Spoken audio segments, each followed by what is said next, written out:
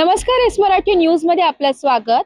मी गौरी सूर्यवंशी। आज आपल्या सोबत आहे राष्ट्रवादी काँग्रेस पक्षाचे जिल्हाध्यक्ष रवींद्र नाना पगार सर। प्रथमतः सर आपलं एस मराठी न्यूज मध्ये खूप खूप स्वागत करते। खरं म्हणजे एस मराठी न्यूजचा आज दुसरा वर्धापन दिवस या ठिकाणी साजरा होतो आहे आणि मला सांगायला खरं म्हणजे मी पण पत्रकारितेत माझी सुरुवात झालेली आहे। त्यामुळे मला आश्चर्य असं वाटतं की अलीकडच्या काळामध्ये वृत्तपत्रीय इतकी जीवघेणी कॉम्पिटिशन आहे। या सगळ्या स्पर्धेमध्ये एखादं मराठी न्यूज चॅनल सुरू होणं, एखाद्या दिंडोरी सारख्या तालुक्यातनं त्याची मुहूर्तमेढ रोवणं आणि आज संपूर्ण जिल्हा नाही तर संपूर्ण राज्यभर त्याचा विस्तार होणं ही खरंच आनंदाची गोष्ट आहे। मला असं वाटतं की माझ्यासारख्या मराठी व्यक्तीला आनंदच वाटेल ह्या गोष्टीचा। एका बाजूला सुद्धा राज्य पातळीवर वेगवेगळ्या प्रकारचे देश पातळीवर चॅनल्स असताना एक एस मराठी न्यूज चॅनलने एक वेगळं स्थान प्रत्येकाच्या मनामध्ये आज निर्माण केलेलं आहे।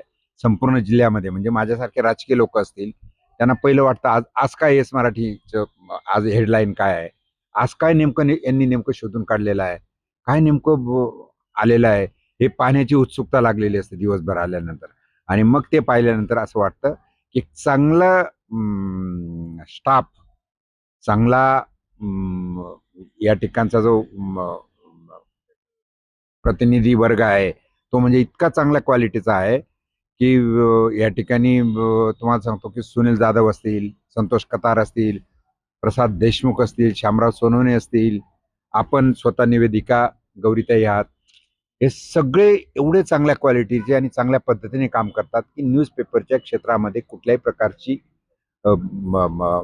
या ठिकाणी त्यांना गालबोट लागणार नाही एवढं चांगल्या क्वालिटीचं काम करतात, चांगल्या दर्जाचं काम करतात आणि चांगल्या बातम्या शेतकऱ्यांच्या प्रश्नांमध्ये लक्ष घालतात, वेगवेगळ्या समस्यांमध्ये लक्ष घालतात, नागरिकांच्या समस्यांनी लक्ष घालतात।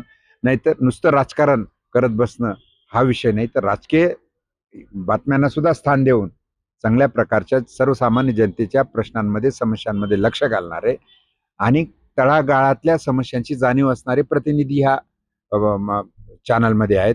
या गोष्टीचा मला आनंद होतोय आणि म्हणून मी मुद्दाम राष्ट्रवादी काँग्रेसचा जिल्हाध्यक्ष या नात्याने शुभेच्छा देईन की आज दुसरं वर्ष आहे। हे दुसरं वर्षच काय, परंतु अजून 25 वर्ष, 50 वर्ष आणि 100 वर्ष सुद्धा साजरं करण्याची वेळ या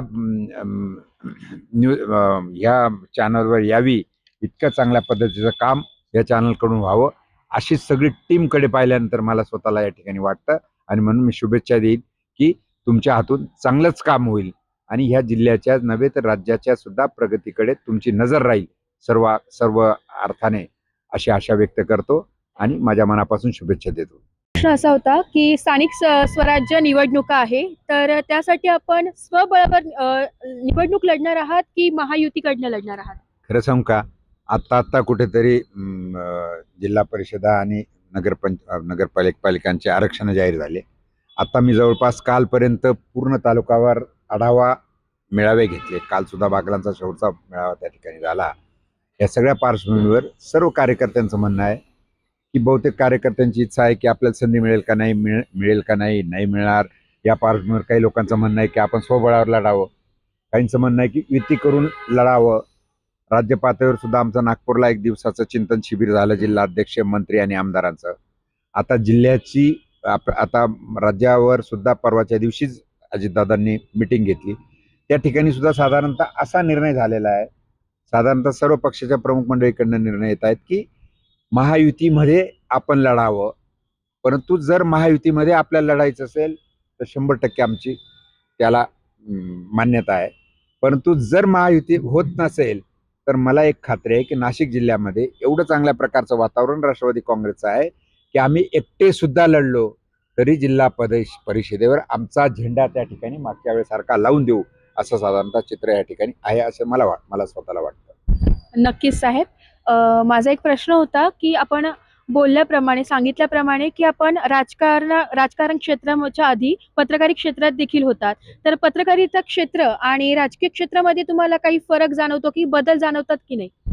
मला खरं सांगू का, खूपच खूपच बदल जाणवतात. म्हणजे काय म्हणता येईल त्याला, काय शब्द वापरता येईल, की प्रचंड टोकाचे बदल झालेले आहेत. राजकारणामध्ये सुद्धा बदल झाले, पत्रकारितेत सुद्धा बदल झाले. मी पत्रकारितेमध्ये होतो त्या काळामध्ये 4-2 पत्रकार राहायचे. त्या काळामध्ये 4-2 फक्त 2-3 न्यूजपेपर या ठिकाणी होते.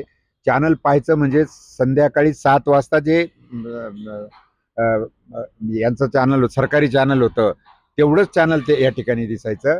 परंतु आज आज अशी परिस्थिती आहे, की बापरे! प्रत्येक तालुकावार नव्हे तर गाववार सुद्धा चॅनल्स होऊन गेले. छोटे-छोटे चॅनल झाले. डिजिटल झाले. वेगवेगळे WhatsAppच्या माध्यमातून त्याच्यामध्ये प्रगती आली. आणि राजकारणाचं तर विचारू नका. राजकारणामध्ये जी मूल्यांची हे होती, ऱ्हास, जो मूल्यांचा वेगळ्या प्रकारचा ऱ्हास झाला, त्याच्यामध्ये सुद्धा राजकीय मूल्य सांभाळणारी मंडळी असल्यामुळे मी काय म्हणेल, की सर्व क्षेत्रामध्ये काही नकारात्मक नसतं.